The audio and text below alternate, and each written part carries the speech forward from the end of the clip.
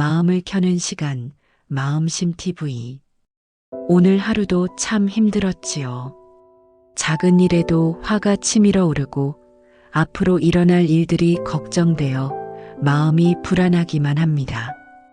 이런 감정들이 밀려올 때마다 어떻게 해야 할지 막막하기만 하지요. 우리는 보통 화가 나면 참으려고 하거나 아니면 그대로 폭발시켜 버립니다. 불안할 때는 계속 걱정하며 머릿속으로 온갖 상황을 그려보곤 하지요. 하지만 이런 방식들은 근본적인 해결책이 되지 못합니다. 화를 참으면 속에서 계속 끓어오르고 폭발시키면 관계가 상처받습니다. 걱정을 계속하면 불안은 더욱 커져만 가지요. 그렇다면 어떻게 해야 할까요? 부처님께서는 이미 오래전에 이런 감정들을 다스리는 지혜를 알려주셨습니다. 복잡하고 어려운 방법이 아닙니다. 누구나 일상에서 바로 실천할 수 있는 간단하면서도 효과적인 방법들이지요. 첫 번째로 가장 중요한 것은 감정이 올라오는 순간을 알아차리는 것입니다. 화가 치밀어 오르거나 불안이 밀려올 때 그 순간을 놓치지 말고 알아차려야 합니다. 아, 지금 내가 화가 나고 있구나. 지금 내가 불안해하고 있구나 하고 말이지요. 이 알아차림이 생기는 순간 신기한 일이 일어납니다. 감정이 더 이상 커지지 않습니다. 마치 끓어오르던 물에 찬물을 부은 것처럼 감정의 기세가 꺾이지요. 그리고 시간이 지나면서 자연스럽게 사그라들기 시작합니다. 하지만 알아차리지 못하고 그냥 넘어가면 감정은 계속 커집니다.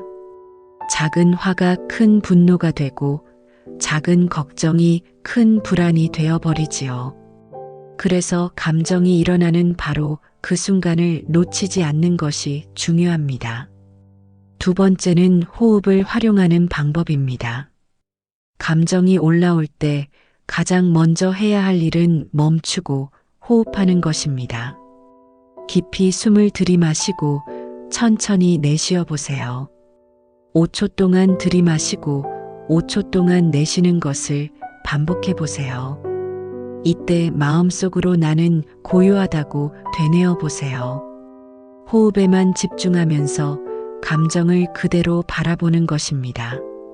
몇 번만 반복해도 마음이 한결 차분해지는 것을 느낄 수 있을 것입니다.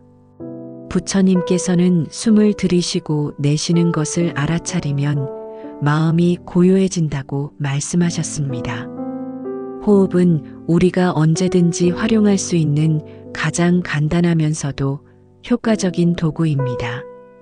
세 번째는 감정을 판단하지 않고 그저 지켜보는 것입니다. 화가 나거나 불안할 때 우리는 보통 이런 감정을 나쁘다고 판단합니다. 화내면 안 되는데, 불안해하면 안 되는데 하면서 자책하기도 하지요. 하지만 감정 자체는 자연스러운 것입니다. 좋고 나쁨의 문제가 아니라 그냥 일어나는 현상일 뿐이지요. 마치 하늘에 구름이 떠다니는 것처럼 말입니다. 구름을 좋다, 나쁘다 판단하지 않듯이 감정도 그저 바라보기만 하면 됩니다. 이렇게 판단 없이 지켜보면 감정의 힘이 약해집니다. 우리가 저항하고 판단할 때 감정은 더 강해지지만 그냥 받아들이고 바라볼 때는 자연스럽게 사라지게 됩니다. 네 번째는 현재 순간에 집중하는 것입니다. 불안은 아직 오지 않은 미래를 걱정할 때 생기고 화는 지나간 과거에 매달릴 때 커집니다. 그렇다면 해결책은 간단합니다. 지금 이 순간에 집중하는 것이지요. 지금 할 수 있는 일에 온전히 집중해 보세요. 설거지를 하고 있다면 설거지에만, 걷고 있다면 걷는 것에만 집중하는 것입니다. 현재에 온전히 머물 때 과거의 후회와 미래의 걱정에서 벗어날 수 있습니다. 부처님께서는 과거에 머무르지도 미래를 걱정하지도 말고 지금 이 순간에 살라고 말씀하셨습니다.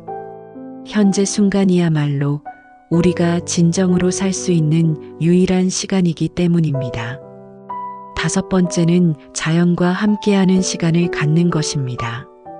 화가 나거나 불안할 때 잠시 밖으로 나가 자연을 바라보세요. 나무를 보고 하늘을 보고 바람을 느껴보세요.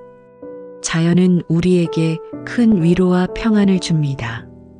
자연 속에서는 우리의 작은 걱정들이 얼마나 사소한 것인지 깨닫게 됩니다.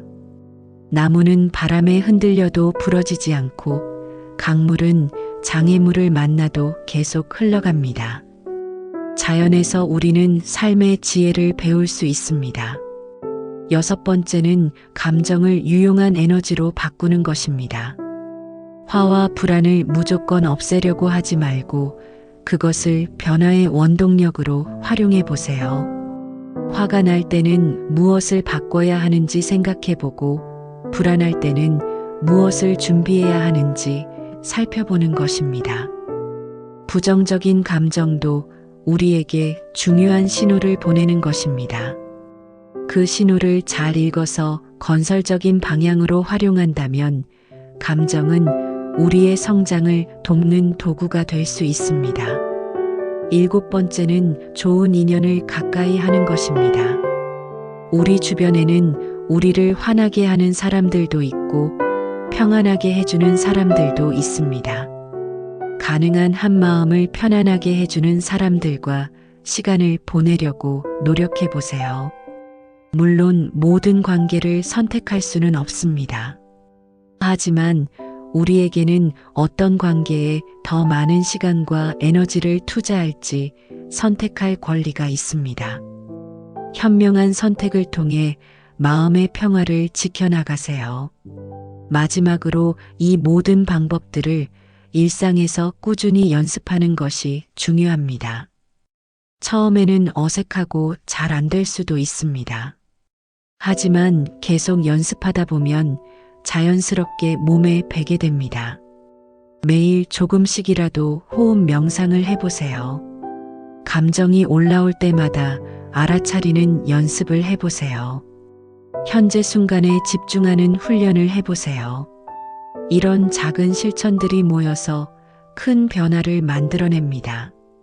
화와 불안은 우리 삶에서 완전히 사라지지 않을 것입니다. 하지만 그것들과 지혜롭게 함께 살아가는 방법을 배울 수 있습니다. 감정에 휘둘리지 않고 감정을 다스리는 주인이 될 수 있는 것이지요. 부처님의 가르침은 이론이 아니라 실천입니다. 오늘부터 하나씩 실천해 보세요.